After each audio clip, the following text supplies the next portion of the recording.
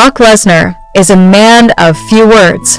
In the WWE, he is known as the Beast Incarnate, a dominating force who treats professional wrestling strictly as a business.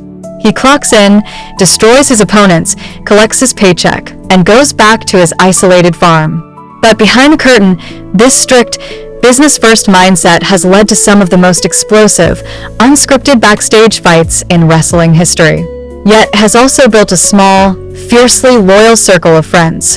Today, we are pulling back the curtain on the real-life heat, the legitimate backstage brawls, and the few men that Brock Lesnar actually respects. Let's start with the drama.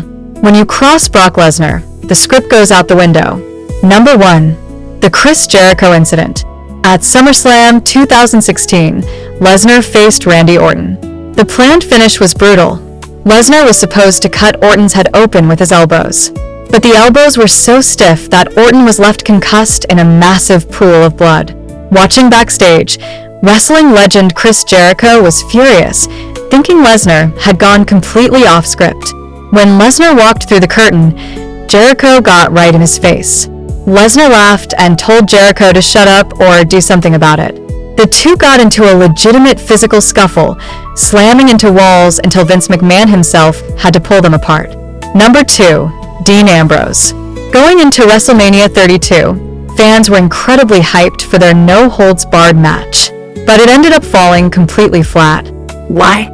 According to Ambrose, now known as Jon Moxley, Lesnar was entirely uncooperative. Ambrose pitched multiple crazy, hardcore spots for the match, but Lesnar ejected every single one. Ambrose later called Lesnar lazy, claiming the Beast just wanted to do the bare minimum, grab his money, and leave. Number 3. Matt Riddle. For years, former UFC fighter Matt Riddle used social media to build his brand by promising to retire Brock Lesnar. Lesnar hates when people use his name for clout. At the 2020 Royal Rumble, Lesnar finally cornered Riddle backstage. He grabbed the young star by the shoulder and gave him a harsh reality check, saying, "Kid, you might as well stop saying my name because you and I will never work together. Ever." Number 4. Braun Strowman. Sometimes, the heat happens right in the middle of the ring.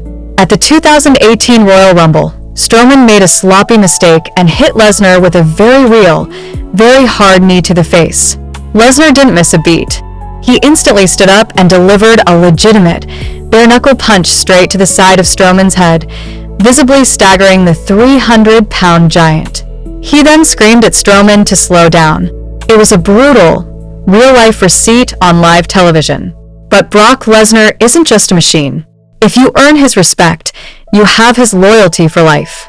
Let's look at the few men allowed inside his inner circle. First up, Shelton Benjamin. Shelton is arguably Brock's oldest friend in the business. They go all the way back to the University of Minnesota, where Benjamin was Lesnar's wrestling coach and training partner. When WWE signed Lesnar, they actually signed Benjamin too, just to keep Brock happy. Lesnar considers him family. Second, Paul Heyman. He plays Lesnar's advocate on TV, but their real-life bond is unbreakable. Heyman guided Lesnar's career behind the scenes since his debut in 2002. Lesnar trusts Heyman implicitly with his business deals, his contracts, and even his personal life. Heyman was even the one who helped Brock write his autobiography. Third, Kurt Angle. Game recognizes game. Because of their elite amateur wrestling backgrounds, Angle and Lesnar share massive mutual respect. During their 2003 rivalry, they would literally wrestle each other in empty arenas before the shows just for fun. Angle is one of the only men who could ever match Lesnar's intensity. And finally, The Undertaker, Steve Austin, and Pat McAfee. The Undertaker specifically chose Lesnar to break his legendary undefeated WrestleMania streak because of the deep respect he held for him. Meanwhile, with guys like Stone Cold Steve Austin, Lesnar bonds over hunting and farm life. And on the Pat McAfee show, we finally got to see a rare, relaxed, and genuinely funny side of Brock Lesnar that the world rarely gets to see. Brock Lesnar will never be the most social guy in the locker room. He plays by his own rules. Cross him, and you'll find out exactly why they call him the Beast.